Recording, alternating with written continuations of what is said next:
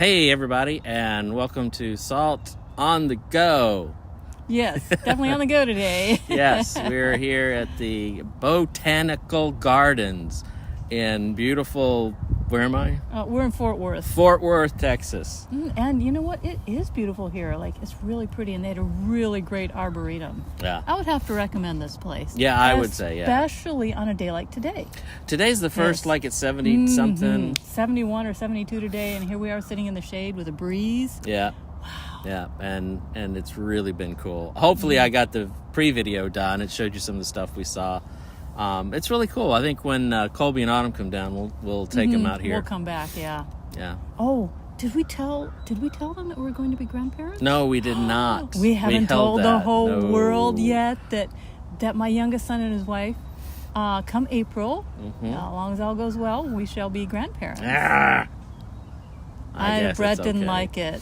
I'm thrilled they're having a baby. Yes. Yay, congratulations.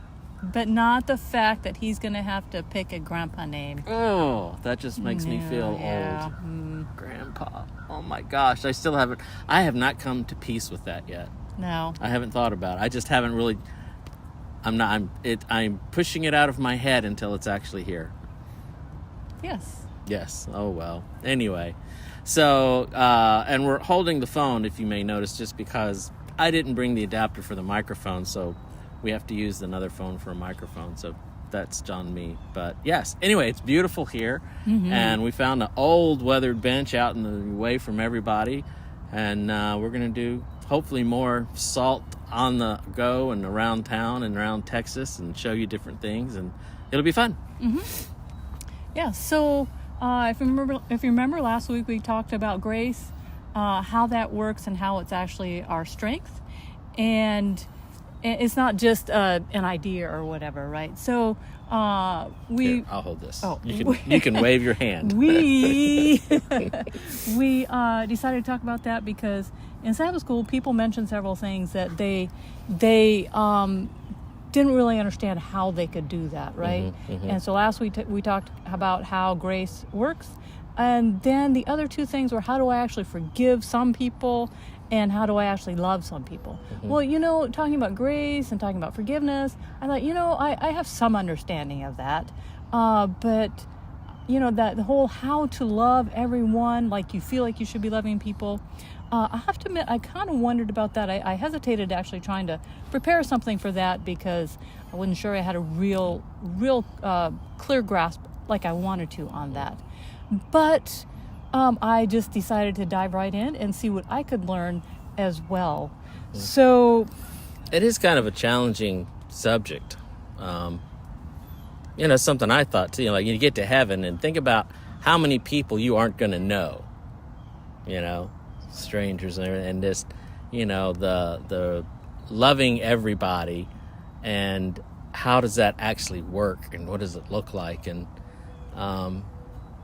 well, like today in Sabbath school, one of the questions was, how do you sense the presence of God in your life? Or right, something, yeah, And sometimes when I think about that, it's like, how am I going to ever love everybody? But there are times like just when you're out and about and a stranger, you don't know them or anything, and they just ask you for, directions or something, right? And you're just instantly, and you're helpful. To me, that's like, it really probably won't be that hard to, love people. Just because you get a nice sense of, I want to help people, even strangers I don't know, And anyway, made me think of that in Sabbath school. Right. So how do I really love someone even though I feel like maybe they don't deserve my love? Because, it happens sometimes. Right? So, okay, say about 6 or 7 years ago, I ran across this following text here. And it just kind of sat there and it stared at me. And I thought, there's a lot of truth in that. And I'm not quite sure what to do with that. So that text was 1 John 2:15-17. Yes. Are you going to read that? Oh, I can. Okay. Do not love the world or the things in the world, even if it's chocolate and you want it badly. If anyone loves the world, the love of the Father is not in him. For all that is in the world, the desires of the flesh, the desires of the eyes, and pride in possession is not from the Father, but that is from the world. And the world is passing away along with its desires. But whoever does the will of God abides forever. Yeah, and so I looked at that and I thought, yeah, that's truth. But it was in this realm that I really didn't know what to do with it at that point in time in my life. And so I guess God just started on easier things. And now here we are 6-7 years later. And just recently, I had rediscovered this text. And it seemed I could understand it better this time. And I could actually dig a little deeper, like, well, have you done that? And if you haven't, how can that go away? How can you make that happen? Yeah. So one thing I never thought about, the world's passing away. You get the idea that, it's this long term, the world is slowly passing. But, even short things, where it says the desire of the eyes, there's things that pass away at the end of the day, end of the year, and your job passes away, a relationship passes. You're right. Or you buy that new thing, and how quickly, or your new car, or your new phone. Yeah. But next year you need another one. Yeah. The iPhone passes away quickly, once a year. Yes. Yes. And so every year you have to have another one. Well, we don't, but we don't. Yes. So, anyways, like the guy in Sabbath school said, how do you love someone that you feel doesn't deserve to be loved? But maybe you're like me. Maybe you're more like, you don't hate anyone. You've made it a practice not to get even with people. And so, you don't wish anyone goodwill. And so it's easy to think that... You don't wish anyone bad will. Right. You said goodwill. Oh. Yeah. You don't wish anyone goodwill. Yeah, sometimes. Okay. So, no, I don't wish anyone ill will, right? Right. And so you think, I'm doing okay. And yet there in the background is kind of like, maybe I'm not loving quite like I should. Maybe I'm not as compassionate or, I don't know, kind to people. I'm not. As I should be, right? The whole ill will. Does that apply, is it supposed to apply on the highways? Because, for me... It would apply at all times, Brett. Darn. Yes. Even when you're on the freeway. Yes. Okay. So basically, after all, as much as God loves us, I think most of us can look at that and realize that we should be more loving. God's love is ever so much bigger than we can comprehend. So... I think that's a really important point to stress, is that God's love is, it's easy to say God's love is bigger than we can, but, Paul, when he writes, and he gets so emphatic in the way he's writing, I pray that you'll understand the width and depth and height and what of God's, he's just trying to go on and on, like you cannot even possibly imagine, even begin to understand the smallest iota of God's love. And right. So anything you can imagine, it's beyond that. Right. And so in order to understand how we don't love or how to love, let's take a look at Matthew 7. It says, do not judge. I want to read it. Okay, you read it. Okay. Do not judge, or you too will be judged. For in the same way you judge others, you will also be judged. And with the measure you use, it will be measured to you. Why do you look at the speck of sawdust in your brother's eye and pay no attention to the plank in your own eye? Okay, so here's the thing. So when we have arrived to the conclusion that we can't love someone because they don't deserve to be loved, or some such thing like that, right? Okay, we have judged their actions and come to that conclusion that they cannot be loved because we have judged them that way, right? Yeah, so easy to do, especially when, you don't know the whole story, everything that's going on. Or just, around the people, and, oh man, those people are bad. They don't deserve grace or mercy or love. Right, and so you avoid them, basically. Yeah. So when we judge others as unworthy of our love, it creates this barrier between us, right? And it's sort of like a big boulder that we can't go around. It just creates a barrier between us and them. But Jesus says, Luke 6:27 and 28, But I say unto you, love your enemies, bless them that curse you, do good to them that hate you, and pray for them which despitefully use you and persecute you. yeah, as though it's not bad enough to I don't know, love everyone in general if they were actually just nice people or whatever. Yeah. But well, yeah. Some of those people that cut you off in traffic, like not even just cut you off, they're just causing Pandemonium. Yeah, in general. Okay, so one more verse, Proverbs 25:21 and 22. If your enemy is hungry, give him food to eat. If he is thirsty, give him water to drink. In doing this, you will heap burning coals on his head, and the Lord will reward you. Yes, well, quite a few years ago, when I was probably in my 20s, I had a friend of hers had, I don't know, she'd done something to her, like spoken badly of her or told a lie about her to another mutual friend, and she found out about it, of course, from the mutual friend, because isn't that just how things go, right? And so she said, I don't want to confront her about that, but she says the Bible says that I should heap coals of burning fire on people who aren't very nice to me. And so I'm going to do that. And I haven't quite decided what to do, but I think she finally decided she was just going to bake a nice dessert and drop by the house, because she had known this girl for a long time. Drop by the house and just have a nice conversation and such like that, and not mention anything about it. So it wasn't too long after that. I know I've told this story before, but maybe you haven't heard it. It just happens to suit this right here, so I'm going to keep it short. Shorten the version of it. I was picking some kids up on the way to school when my other kids were young, and they lived in this military housing complex, and they had these school bus stops. And at the one school bus stop, you had to stop at every single one. And there were these kids, all the kids basically just sat there next to the road. They didn't even look up when you stopped. But this one bus stop, oh my goodness, as soon as you would stop, they would run back and forth in front of your car. And I was like, oh my goodness, I can't. After the first week, I was like, I can't live like this. I can't. These are horrible, awful kids. But I also didn't want to get up earlier to take the long way around to their place, right? And so finally, I remembered what my friend had said, is a heap coals of burning fire on their head. So the easiest way to do that, finally, that I came up with, because baking cookies or something like that wasn't going to work either. And so I decided that when I stopped, I would smile and wave. And so I did that. And the first morning, they were like, huh? What? And second morning as well. But then halfway through, they started to smile and wave. Okay, it was about the third morning. Finally, I pulled up at the bus stop and I smiled and waved. And they stood quietly by the side of the road and they smiled and waved back at me. And I thought, wow, that's so great.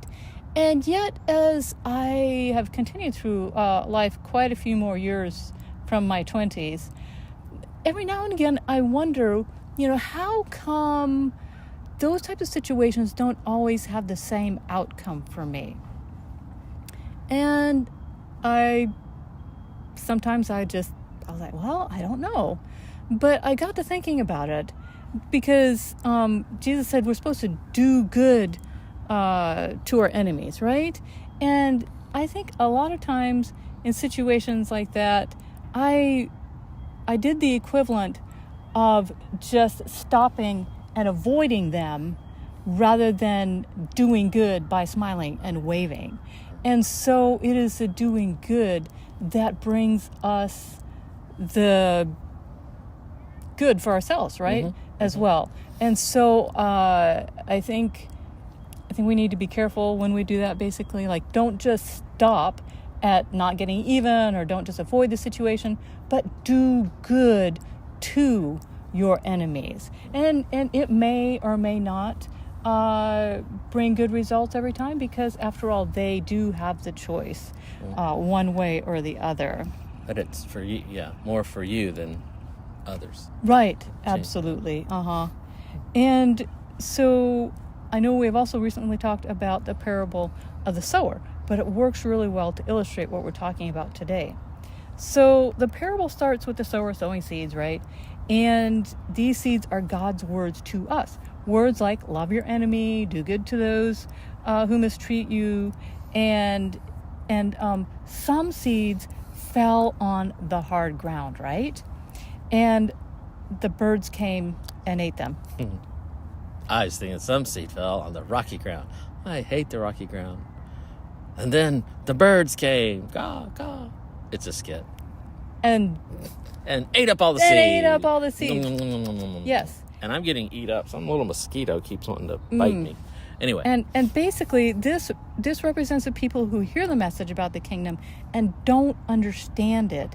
And the evil one comes and snatches away what was sown in their heart. You know, a little bit like when I first read that first verse, I didn't understand it all that well. I mean, like, I understood it, but I didn't really want to, in a way, you know. But still, I wasn't giving up on my relationship with God. And God did what he could with what I was giving him at the moment.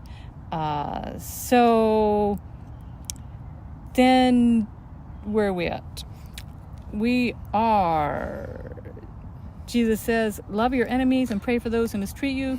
And we don't understand it, so we keep living life like we've always lived it, even if it does leave us rather unsettled feeling. And some seeds fell on shallow ground, and they sprout up, and when the sun gets hot, they wither away. And Brett, you talked about shallow living.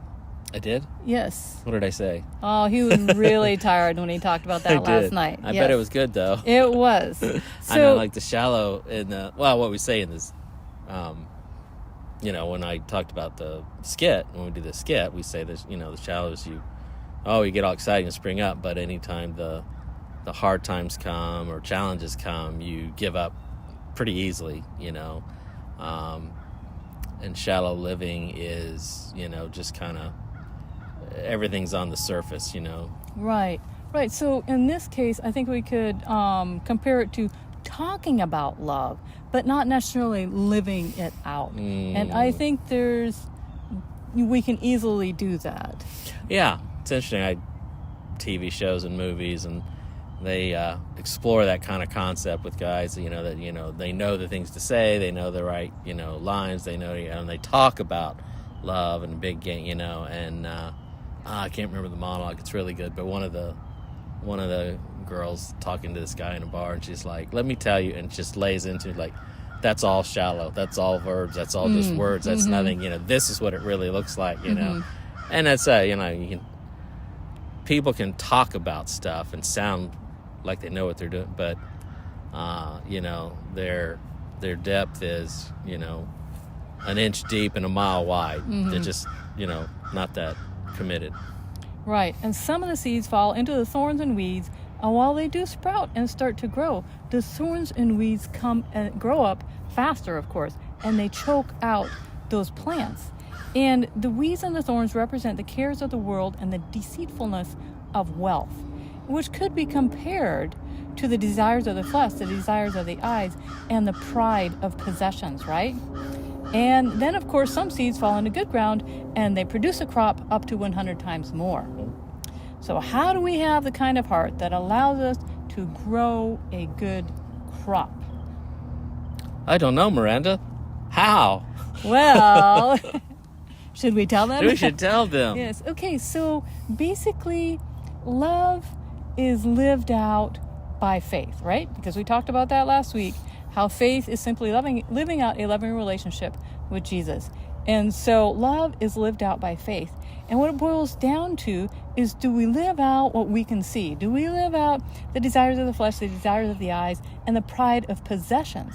Our belief that someone is not worthy of our love, we can see that, or that it is impossible for us to love someone, or that considering the circumstances, we shouldn't have to love them. We can see all of that.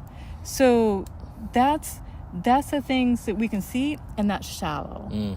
Yeah. But faith, is that there is more going on than I can see, and faith gives us a bigger and deeper perspective. The living out the love of Jesus to other people. So basically, last week we talked about grace, right? and how God extends his grace to us. We don't have to. Sometimes people worry that, oh my goodness, I'm not good enough to accept God's grace. I have to get better so that God can accept me, right? And that's not how it works at all. We just come to Jesus and God how we are, and he accepts us right there where we're at. And so, when Jesus does that, when God does that for us, this is how we are to accept other people. This is how we are to love other people. When we meet them or whatever it happens to be, go through an experience with them that hasn't turned out well, for example, we are not to look at them and judge them. We are to accept them where they are at. And then it is our love towards them, just like it is God's love towards us, that gives us that strength to do good actions, right? Because that's what faith lived out is God's good actions in us. And so our sharing that kind of love with them is take, for example, if I would not have smiled and waved at the kids, they would have never stopped to smile and wave at me. And so my extending the grace to them where they were at, which was running back and forth in front of my car, flipping me off, other rude hand gestures, and such like that, right? Okay, so I accepted them where they were at, and I smiled and I waved at them. And that was, extending God's grace to them. And then they ended up with the good works, basically, smiling and waving back at me. So that's kind of how it works. And that's what we are sharing today, because we all probably want to know, how is it that we can love people that we have deemed as unlovable? And earlier, just a little bit ago, you said, faith gives you a bigger perspective, a deeper perspective. Like Jesus didn't see people just in the moment. He saw people in the bigger perspective of, eternity. And I like one of the things astronauts say after when they come back from the, International Space Station or something, is they get perspective on the world. And the guys that went to, the moon, in the Apollo program and stuff, they looking back on the Earth, they see how fragile it is, and astronomers and stuff look at it and go, how much emptiness and void of life there is in space, and it makes this place so unique and special because we're surrounded by billions and billions of miles of nothing, and life is way more precious than we can imagine. And it's kind of what faith gives you. You look at one person, and it's not just the moment you're dealing with. If somebody cuts you off in traffic or somebody ticks you off, think of it as in perspective, like overall in eternity. Here is a human life that to God is worth his life, and just that's what faith does. It gives you a bigger appreciation or understanding and a perspective, which in turn starts to make it a little bit more understandable. How do you love everybody? Because everybody's life is that precious, Yeah, and once we're in that relationship with Jesus, we're there to serve him. And in serving him, we serve and love others. And so that's I think last week was like grace is power, didn't it sound like? Yeah, it's a power. It is a strength that God fights for us. Yeah, grace is like power and energy behind the, actions of love. The grace you've been given, you give to others, and it's, All right, and there you have it. I think that's it for today, yes. Yes, it's kind of clarified it for myself, and I think I'll look at it in a different way. Yes.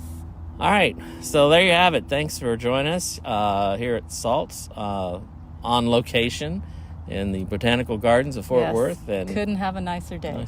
And we'll hopefully next Sabbath we'll be out and about somewhere else now that the good weather's here. All right, so hope you had a good Sabbath. Have a great week, and we'll see you next time.